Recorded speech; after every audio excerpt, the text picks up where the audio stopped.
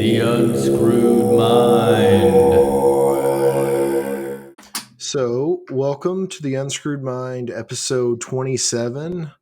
And we have a great episode today. We're doing a kind of an end to our Neville Goddard. The last 5 episodes, if you haven't heard them, were over Neville Goddard and 5 lectures that we looked into. We have read several of Neville's books. I've listened to several of them, and this is just going to be a good introduction or a good refresher for anyone out there that's looking into Neville. A lot of good information, and you will see that the information ties into each other very good. Yeah. And it really is a lot of the time it's the same information, and Neville's just telling it in a different way to try to spark that person to understand, or to explain it to somebody else in a different manner, just like when you would explain anything. And he does a really good job of coming up with different scenarios on it. So Yeah, and I like the idea of this review too, because that way you have to spend, I mean, obviously I want you to spend 4 hours listening to the last 5 episodes that we have, but right. maybe in listening to the summary, you might like one specific aspect of one of these lectures, and you can go back to that episode of our podcast and listen to it. So I think this was a great idea, Rusty, and I'm excited to do this one. It gave me an opportunity to go back through, and I think I picked up on some things that maybe I missed the first time around. So it was a good experience all the way through. Anyone that is out there, Bob Proctor, any of the big YouTubers, they're going to be talking about repetition of this information. So if you're hearing something again, it may click with you differently than it did the first time through. And like I just said, that's what Neville's doing as well.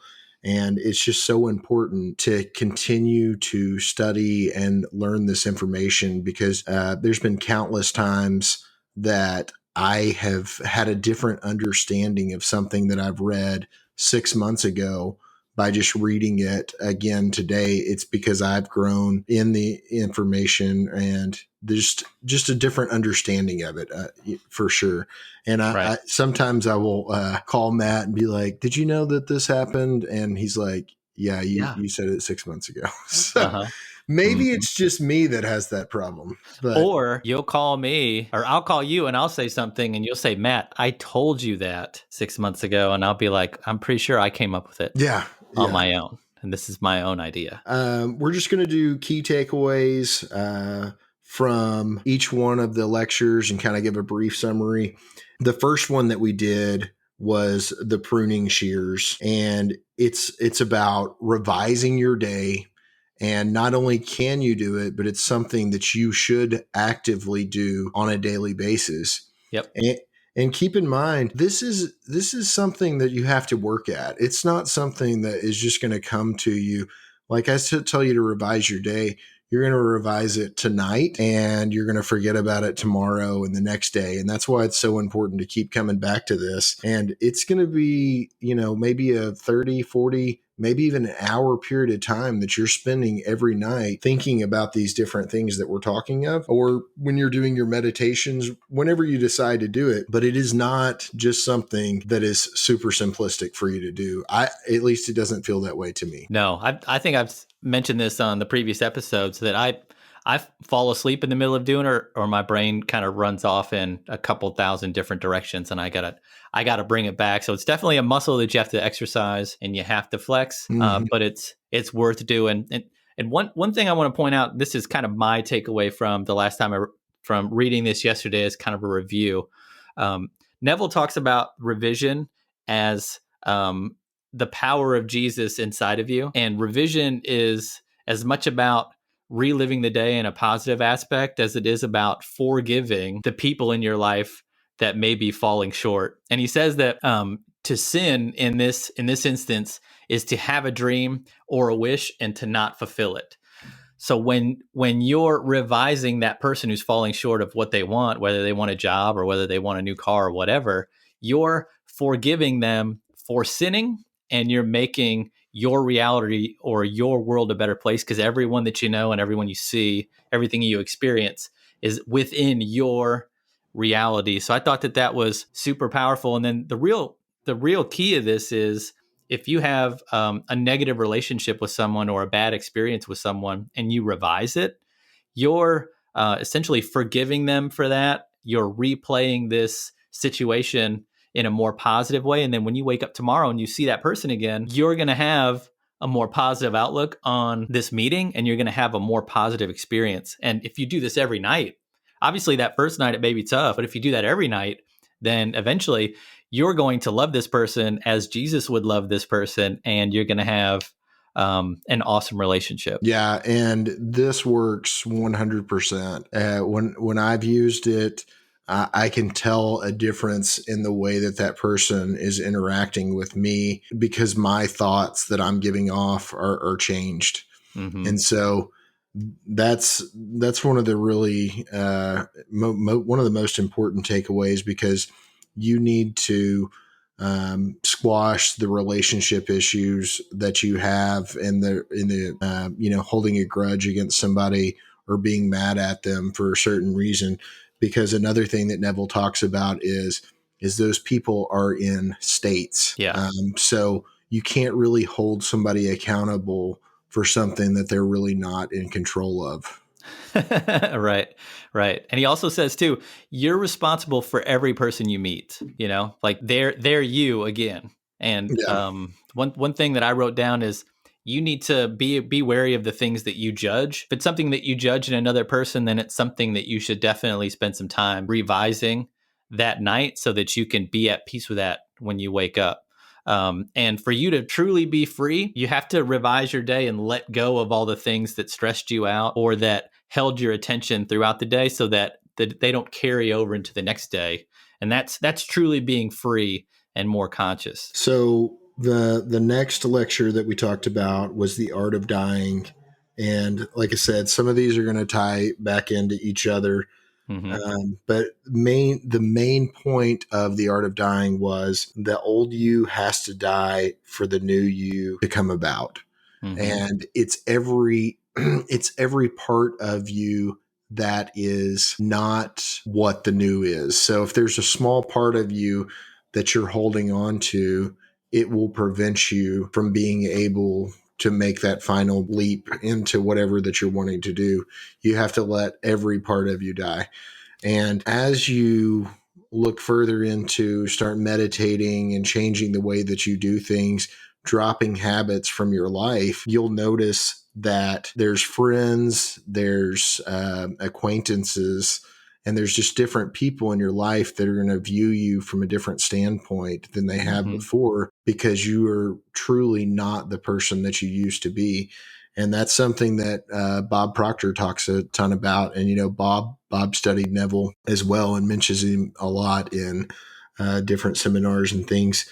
And, just understanding that that's okay, that the person might not like you as much as they did in the past, because that just means that you're growing. And maybe the thing that they saw in you wasn't something that you actually want in your life anyway.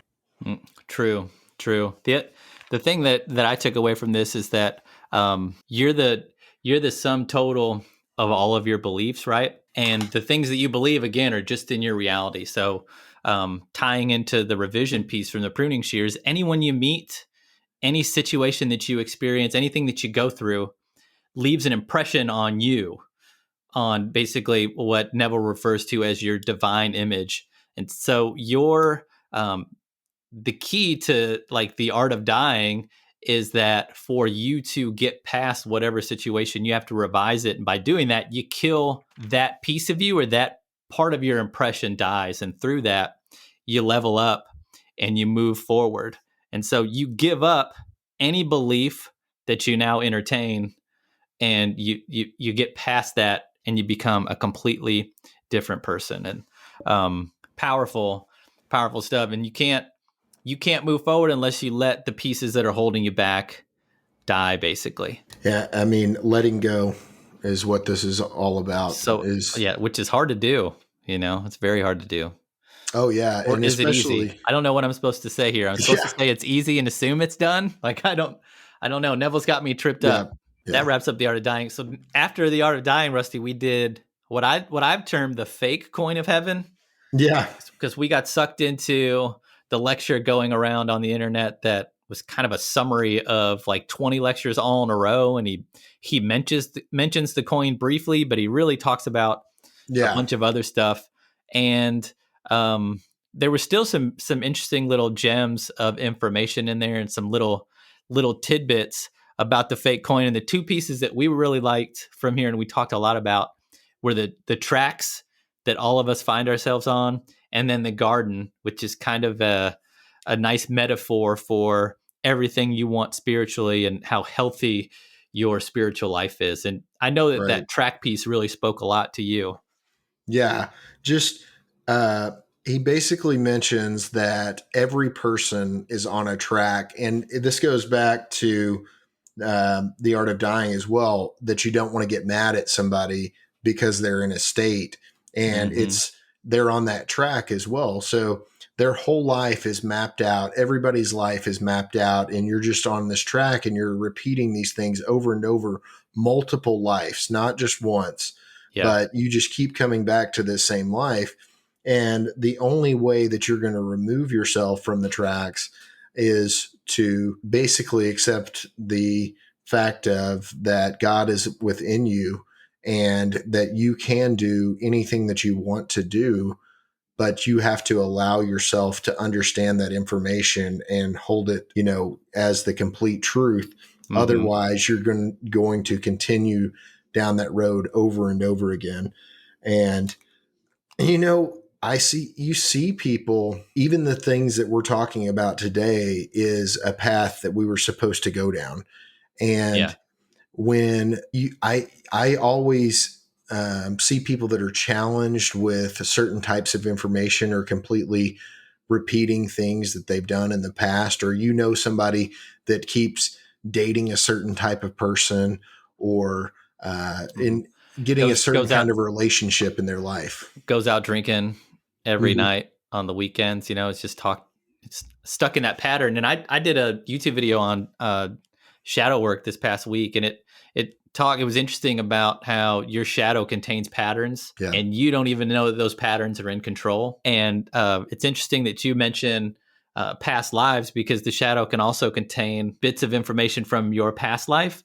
And if you don't take care of it now, it could follow you into the next one, and Mhm. you'll just be mad. And you're mad for what seems like no reason, but really deep down, you know that you're following this path that you don't want to be on. And it's really important to know where you're at and understand, which the key point that I think Neville tries to give you in all of these lectures is that you're powerful. You're God.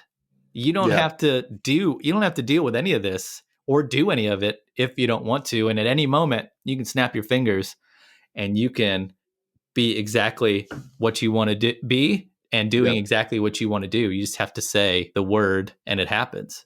It's about ignoring the current reality that you're in. And that's what Neville talks about a ton, is ignoring it. And that's why Mm-hmm. you're going into the meditation or the wish fulfilled every evening, because you wake up, you go to a job, or you go do something that you wish you wouldn't have done the next day. A lot of us will sit there and be upset about something for months, Oh weeks, yeah. days, whatever. I've really gotten to the point where when something happens that I'm upset at myself about, is I Mm-hmm. pretty much just tell myself, it's okay. It's not a big deal. We're going to, Yeah. it's not going to be that way anymore. And it just has helped me, because used to, I would think about something, go back to it, relive it, have the conversation with the person in my head, something I wish I would have said, or something like Mm-hmm. that. But it's never been from a positive perspective. Yeah. Like, I think of what I would have said to really get them back, or, something like that. How to win And the fight or punch yeah, them, yeah, like yeah. put them in a chokehold, all kinds of stuff. Yeah. So start doing that, except doing it from the perspective of an outcome that everyone involved would like. And Mm-hmm. that's going to be way better for everybody, because who really wants any kind of enemy or confrontation in their life? And in that way, you're forgiving yourself You're forgiving anyone else that might have been involved. And, you're setting yourself free from something that shouldn't condemn you for anything other than the present moment, because it's gone Right. at that point. It's Yep. absolutely gone. And then we touched a little bit on the garden. I want to make sure that we move through all these pretty quick. The Oh garden yeah. is kind of it's a metaphor for, hey, if you when you're doing your revision, if you don't know anything specific or you can't concentrate on something specific, then you can just imagine you watering their garden and those plants or those bushes or those things flowering and growing, basically being super successful. And by doing that, you are lifting that person up and you're giving them energy, or you're giving them power. Yeah. So if it's hard, like me, if it's hard for you to imagine and maintain that focus, then it's much easier to just stand there with the hose of power and just sprinkle some power, some juice on the trees, Yeah. Um, then we moved on to the real coin of heaven. And this one, the title Coin of Heaven, actually made a lot of sense because he talks about a two-sided coin. Yeah. One side has the mind on it, or Neville refers to it as imagination. And then the other side has speech, which are the two things, that God has, that he gave to you and your God, basically. I mean, it's, I don't know, like what did you want to go back to here? What was the main takeaway from this one for you? Just looking at everything that you do as an investment, whether it comes down to the way that you're eating, what you're thinking about, what you're spending your money on, what you're spending your time on, just everything in your life, looking at it from an investment standpoint Mm-hmm. instead of, I mean, if you start thinking from an investment standpoint, how often are you going to sit there and stew about something that you're mad about? Or how often are you going to purchase something that you have no desire to actually have? You start Or thinking of, like sit on the couch and just spend hours watching TV shows, yeah, uh, it, if you're investing your time, you expect to get something back, and you're not necessarily getting anything back from that, yeah. So I didn't mean to interrupt. I just wanted to, No, like, that one was even, just sticking out in my mind. yeah, even on food, if you start thinking Oh, about food as an investment, yeah. then I've started tracking my macros across the board, and Matt's been doing it for quite some time, Mm-hmm. and or he's tracked his food for a very long time. We'll Yeah. say that, I'm not really and worried about macros, but I've been yeah, I've been weighing my food for a while, which is kind of the same thing, but not really. yeah, and so the it's made me think differently about food, and you're using it for energy, so the investment of what you're eating is going to enable you to do something different, or do something, you're going to use the energy expenditure off of that food to do whatever.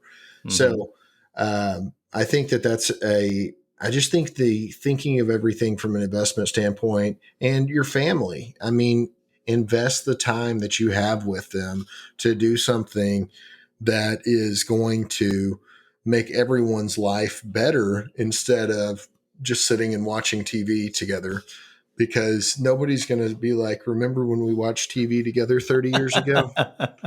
You No, know? no one's gonna remember that. That's Yeah. hilarious. Well, except maybe my kids, because that's, for a long time, that's kind of all we ever did together. But we're making a lot of memories together now. You've been reading a lot in the past few episodes.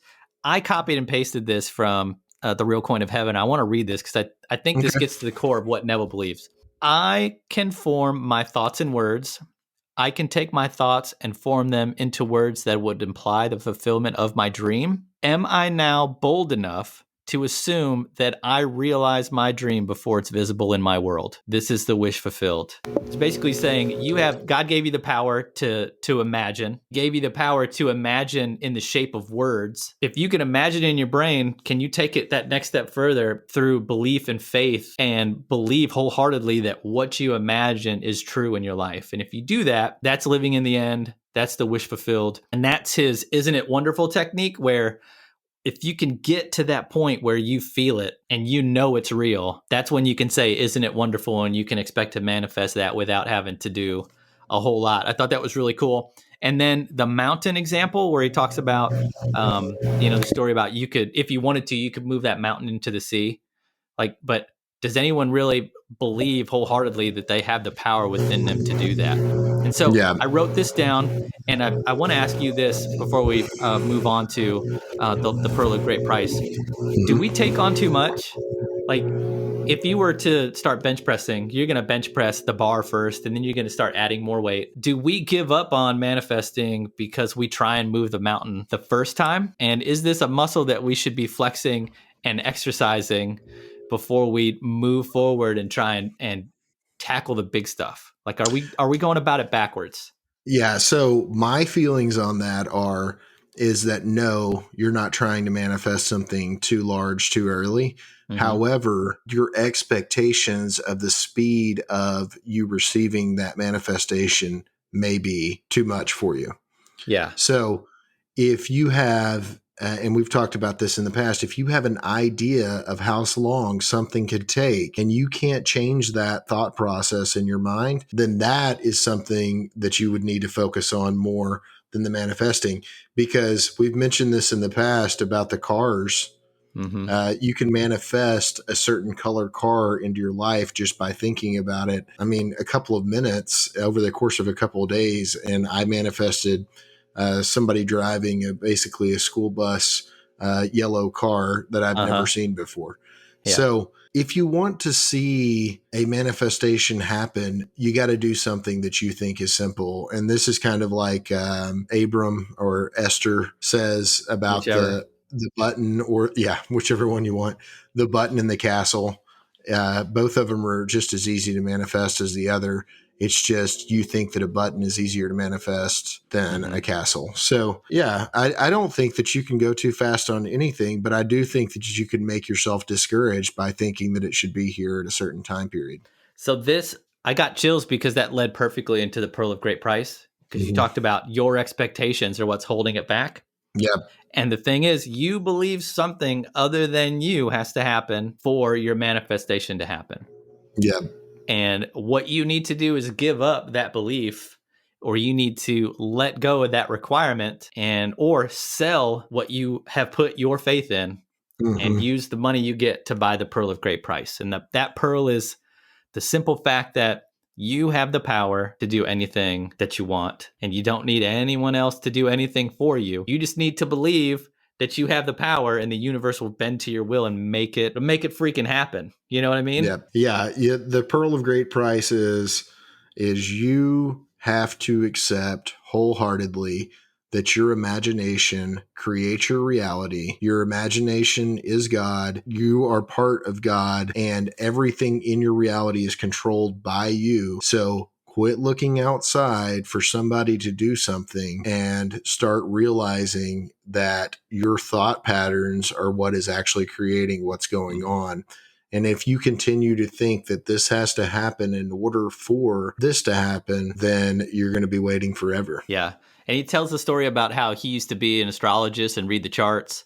And he trained this girl on how to do it too. And he shows up to the office, and the girl was super upset because a guy came in and said, "Hey, I'll give you $100 or whatever if you can make so-and-so happen." And she read the charts, told him it was going to happen. And, after he left, she realized that she read the charts for the wrong dude. So she read someone else's star charts for this guy, and her and Neville were freaking out like, we got to give him his money back.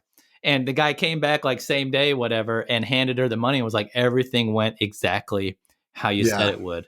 And that's when Neville learned that from this guy's point of view, the stars were aligned and everything was going to work out for him no matter what. And his point of view made it happen. And their charts didn't mean anything at all. It was the fact that this guy put that faith inside himself towards it, and it was going to happen no matter what. I didn't get that the first time I read through it. Second time, it all just kind of flowed and made sense. And I was like, now I know why that story's in there, you know? Well, it's kind of like, if you want to make more money, do you think about how much money that you owe today, or do you think about ways to make more money? And that's something that Bob Proctor talks about. And it's all about what you're putting your thought process in. is if you continually look at something that's negative and think about the negative aspects, then you're going to continually bring those negative things back into your life. Mm-hmm. So you change the thought to, I'm abundant. That's what the affirmations are all about. Yeah. That's why you're listening to affirmations. That's why you're making affirmations for yourself, and just saying something quick to yourself like success, abundance, just over and over again. Because most of the time in our society, and we've said this several times, is you don't have people telling you about positive things about you all the time. If you Mm-hmm. get in a group of people, a lot of the conversation is about something that's negative that's happened in our society, and they're talking to you about it, and you're thinking, you're like, oh yeah, I saw that, and you're repeating it and you're saying it, and then it's bringing more of that into your reality, Mm-hmm. and you have control of it. And that's which I can't remember which lecture that was in, but he was talking about his dad. I was at the fake coin of heaven where his dad was